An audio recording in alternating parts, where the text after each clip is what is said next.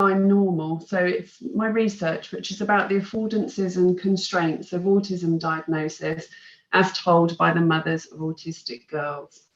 And I'm trying to kind of summarize it down for you. So yesterday, I suppose you had some of the kind of literature review and some of the pre-thinking. And today I'm sharing some of the findings from my research. Just to add to the introduction, just to give a context really for the way I look at things. Professionally, my background is a systemic psychotherapist and social worker. I currently work as a clinical director within an NHS trust and have been given the great opportunity of also working as the neurodiversity lead for the trust, which I'm really excited about.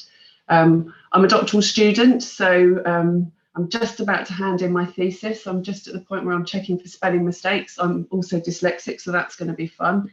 And personally, as said, I'm a member of a neurodiverse family, really.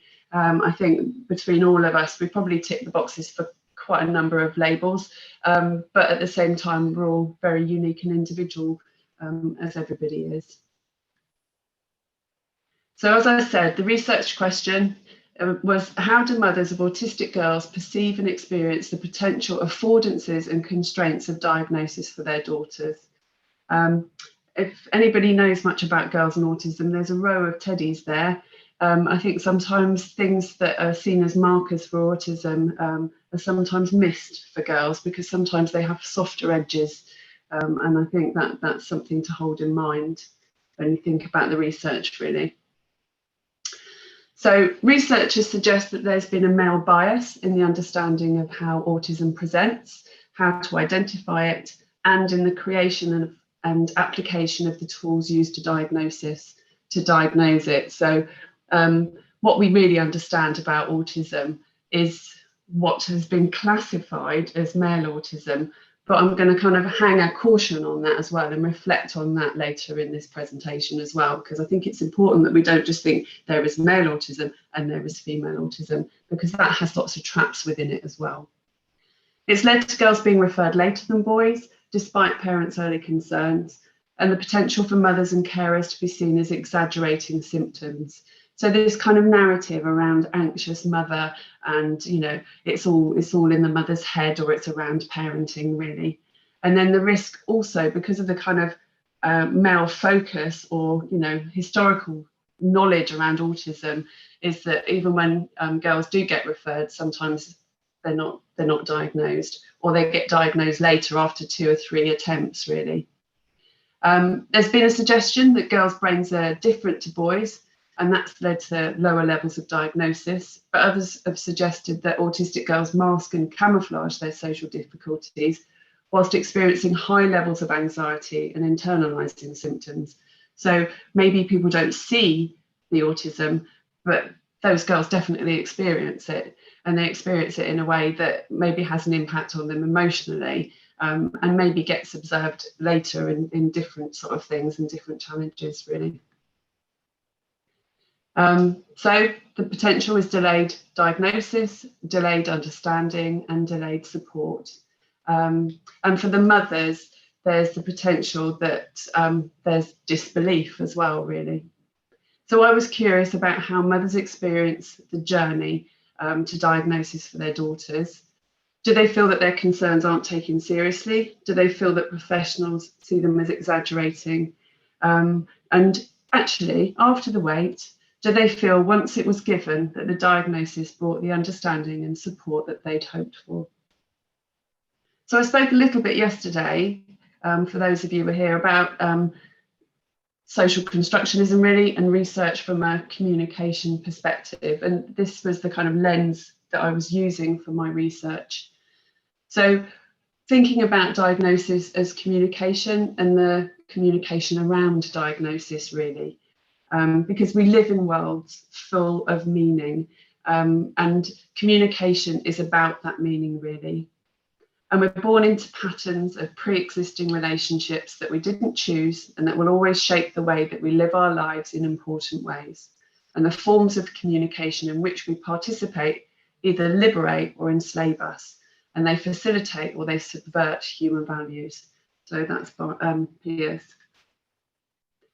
And using CMM, coordinated management of meaning, as a lens for my research, it's thinking about language as fateful, and the stories that we tell or are told about us prefigure and or constitute the lives we lead. And there's been sort of discussion, I think, about that over the last few days, really. If you think about the stories that are told about us in relation to diagnosis, or the ways we live our lives, or the way we experience ourselves or our world, really. So the power of language cuts two ways. It enables us to move into a world of purpose and meaning that we did not create. It supports and sustains us in having identities, motives, and opportunities for sophisticated lives beyond our capacity to create. But it also programs us to fit predetermined niches within those societies, and it prefigures problems as well as opportunities. So Pierce suggested that change can be brought about by a process of reauthoring our stories. And I've kind of shared that slide there because when I met with the mothers of the girls as my research, there was a reauthoring of stories, and I think that reauthoring was quite powerful. So I was looking at what was being made, how was it made in communication, and how could these mothers make something that worked better for them.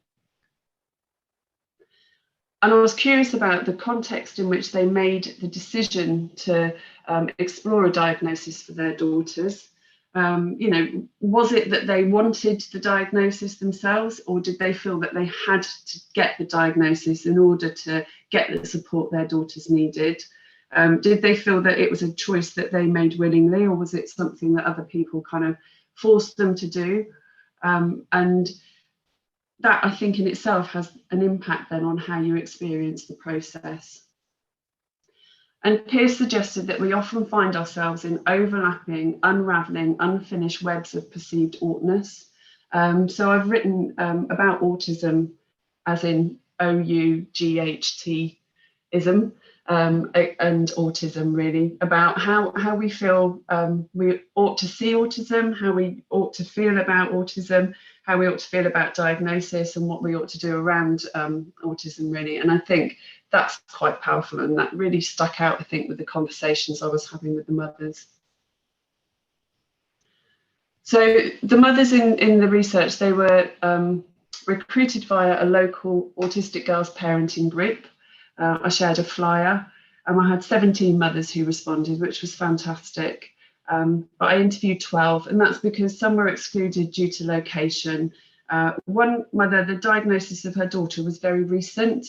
It was within a month, actually, when she got in touch with me, and I just felt that it was too new for her to talk about at that time, and that partly around the research, but mostly about looking after that mother, really. I just felt it wasn't time for her to have to talk about it in that kind of context, really.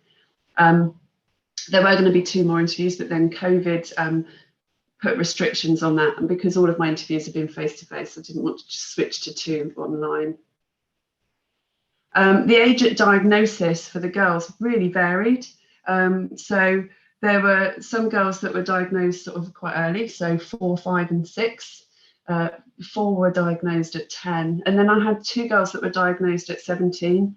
And actually, it was really interesting to look at the similarities and differences in the maternal experiences across that age range. And the current age of the girls ranged from 8 to 18. So I had 2 who were now sort of in their adult years or just entering their adult years, but they'd been diagnosed at 17, so under 18.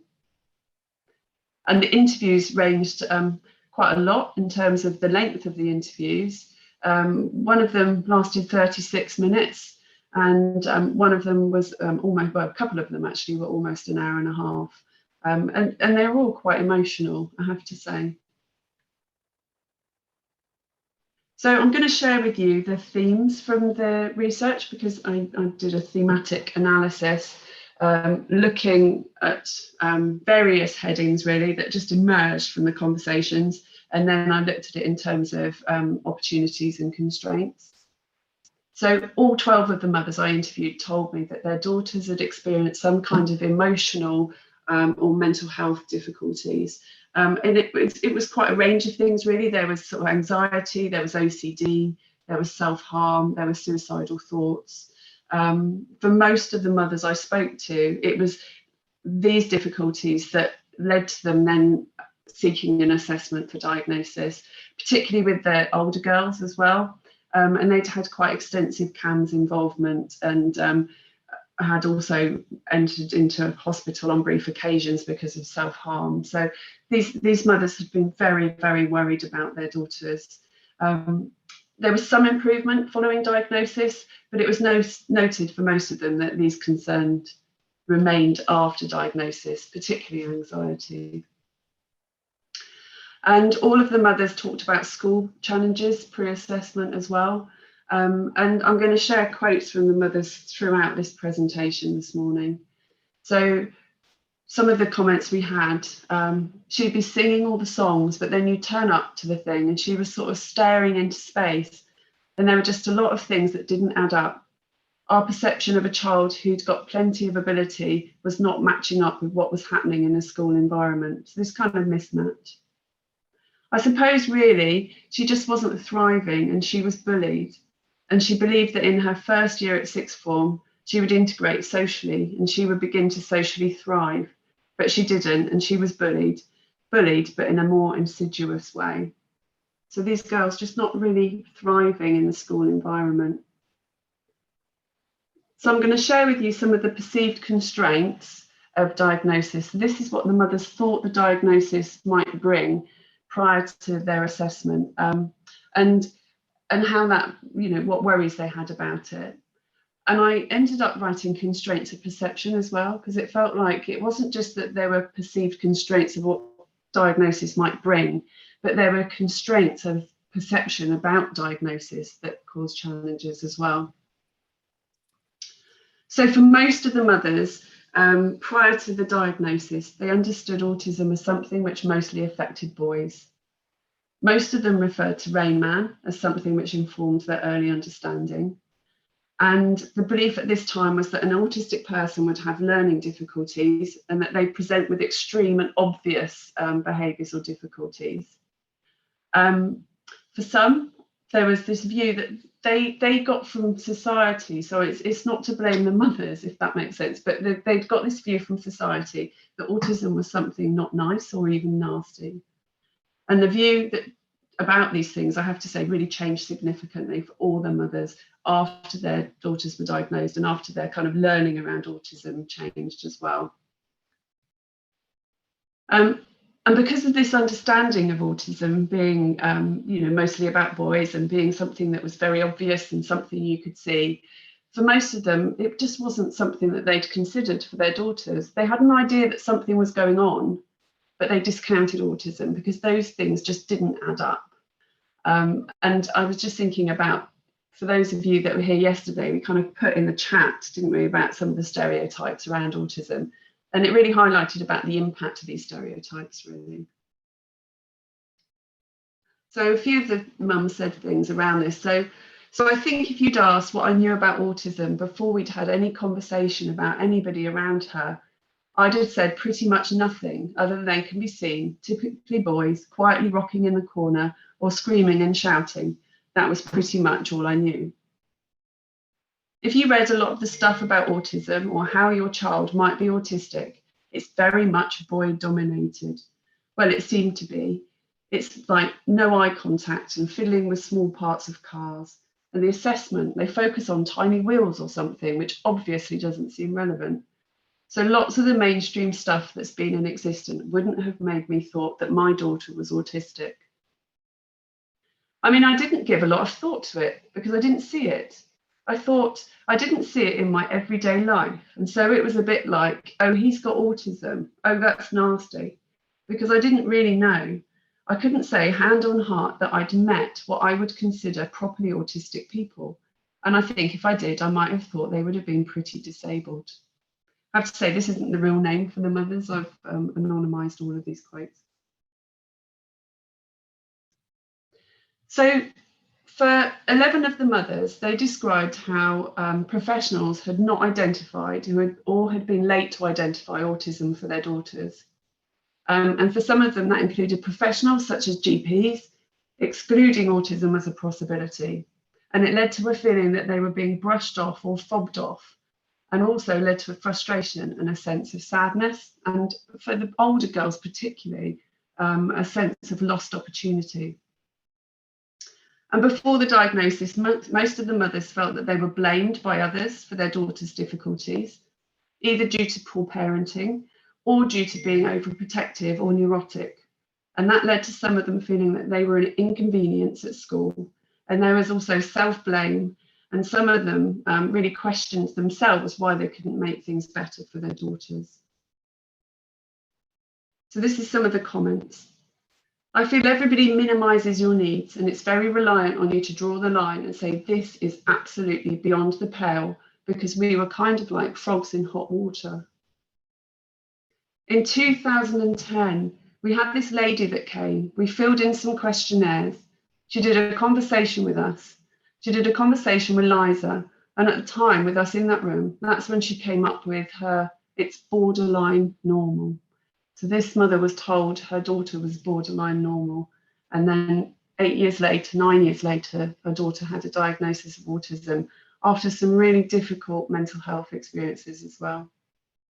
You feel guilt because we did get her assessed in 2010. And maybe if we'd done things differently, maybe if we just pushed, or I don't know, what if we had done things differently? But you just feel guilt. What if the whole time?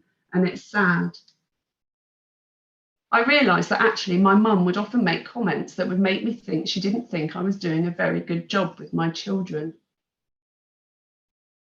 Neurotic, because I'm there all the time. You know, when you can see people, oh God, here she is again. So this mother was going into school, talking about concerns about her daughter, but then really feeling that this is how people saw her, as this neurotic person. So on one hand, they were describing kind of a stigmatism towards themselves, but then they were also concerned about stigmatism for their daughters if they got them, if they got a diagnosis. And that was driven by the initial beliefs about autism. So even though they thought it might, even though their beliefs about autism changed, they were concerned that the views of others would still be informed by the myths and stereotypes about what it meant to be autistic, and that they would then make incorrect assumptions about their daughters. And I think that's been talked about a lot over the last few days, really, about people seeing the diagnosis and seeing it not in a very helpful way, rather than seeing the person. I knew once she had that diagnosis, she would never lose it, and that made me really nervous. I had a preconceived idea coming from the press and from the media that a child with a label generally is treated differently and treated worse than a child without an autism label. I think there was a concern about what the labelling would do. I also think we weren't entirely sure how that label would be, and therefore what that might mean for people making assumptions. We'd clocked quite early on that given that we hadn't known anything much about autism in girls, then why would anybody else? So just a few things to consider for professionals. So when you enter into a supportive therapeutic or diagnostic conversation with a young person or their family, what stories do they bring about professionals and their experiences with professionals? What stories might they have about how they think you see them through their experiences?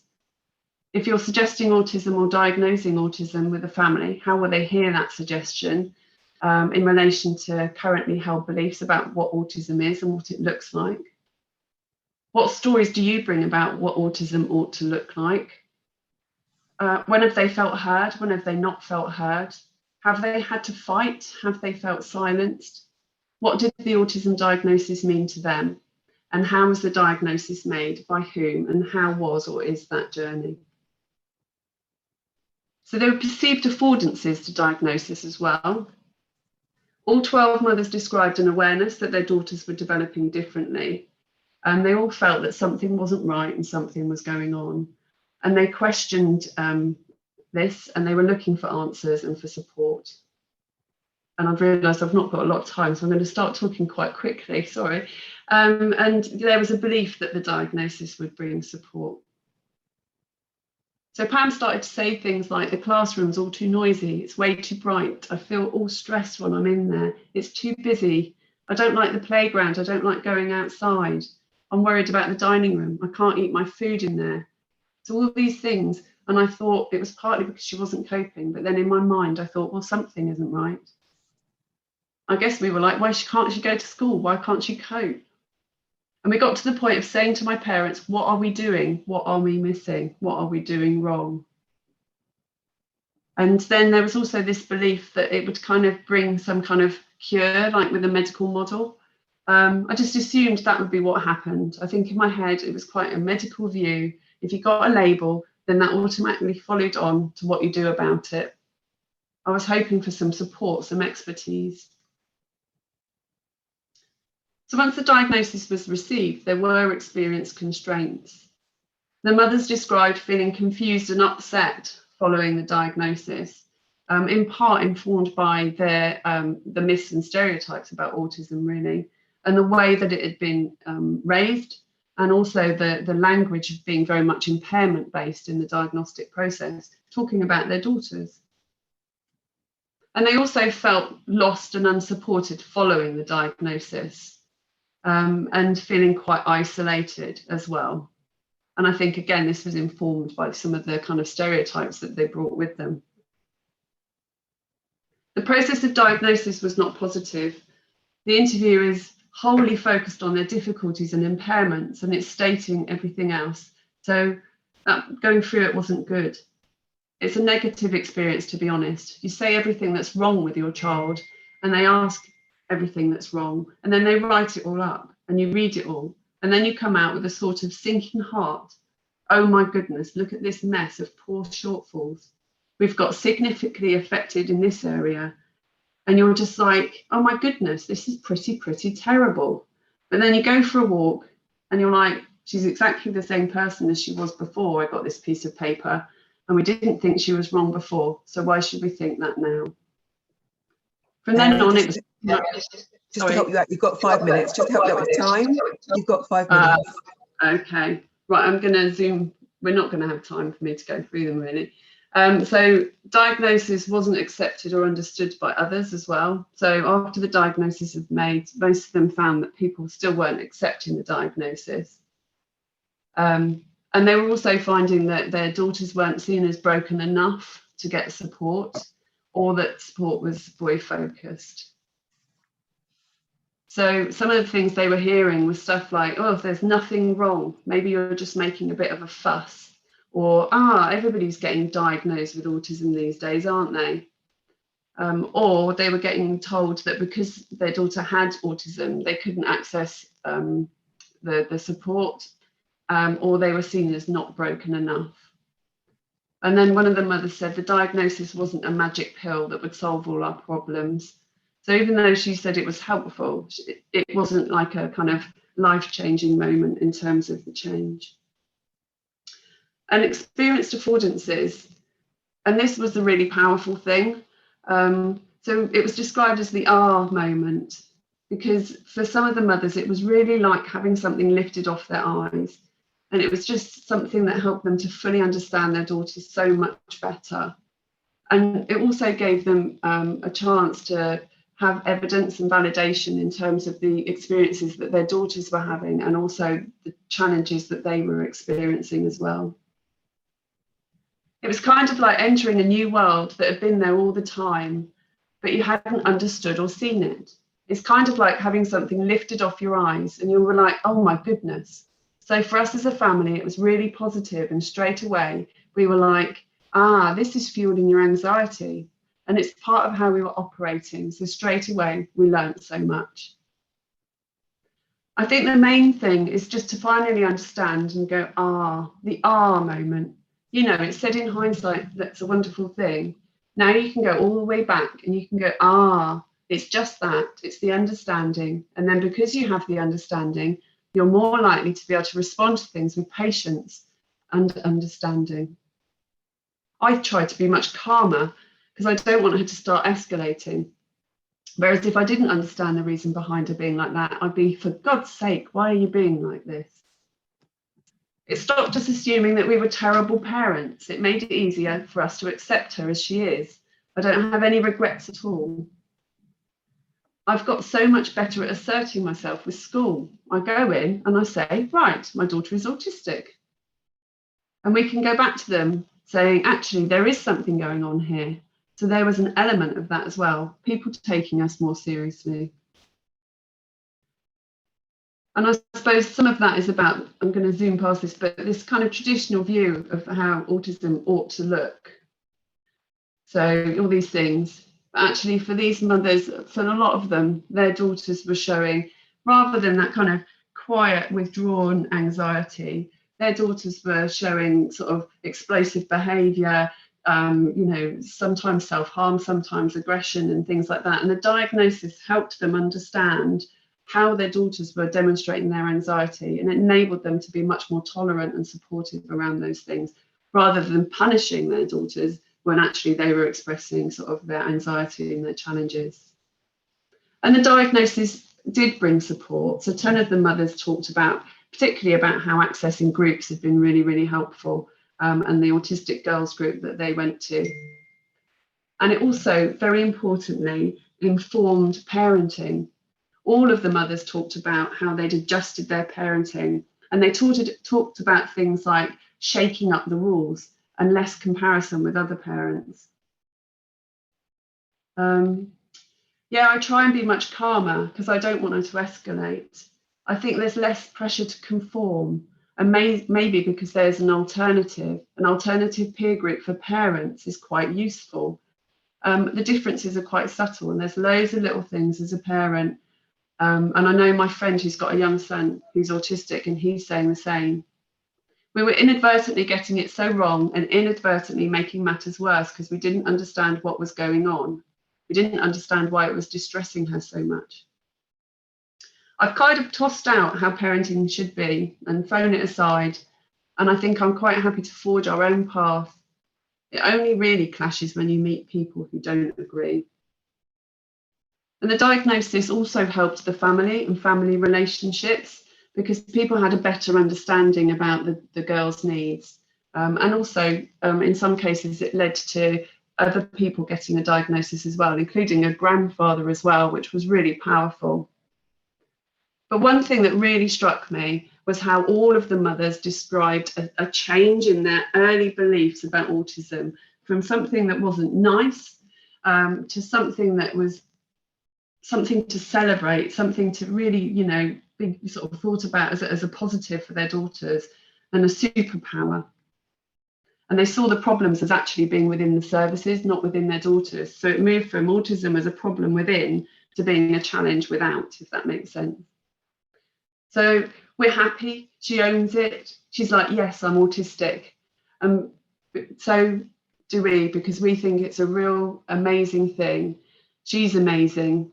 Autistic or not. And I think some of the things we find most fantastic about her probably are her autistic traits. We sort of talk about it as being a kind of superpower, but also it comes with limitations, because society isn't necessarily set up to accommodate you in everything you might need. So we see it completely differently now. I sort of see it in a much more neurotribe way. That's not to undermine the significant difficulties you can face with it.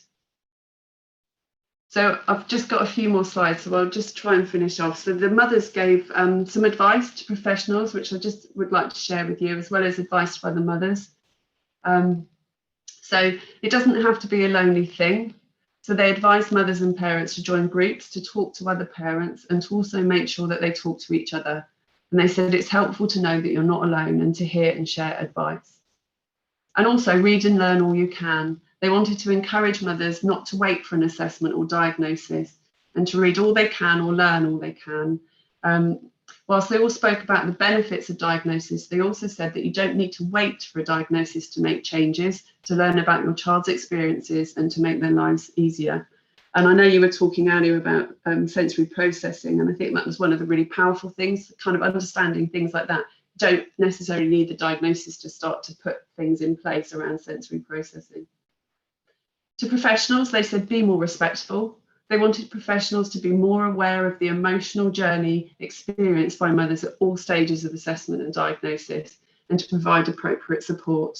And that included not presuming knowledge that the mothers may not have, and also sharing useful and timely information, and importantly, making time to listen to their concerns. I'm not going to just go through that now because of time, but I suppose there's just a word of caution at the end as well. So whilst we've got the growing awareness about how autism may present differently in girls, there's also caution not to create binary distinctions between male autism and female autism, because in solving a problem, we're going to end up creating one, really.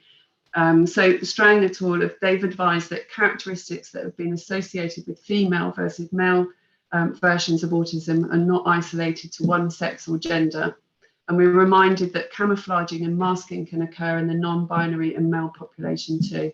And that's so important to hold in mind, because I know a lot of autistic males who also camouflage. So I think it's important that we don't kind of marry our kind of story about female autism too much, because it becomes a problem in itself.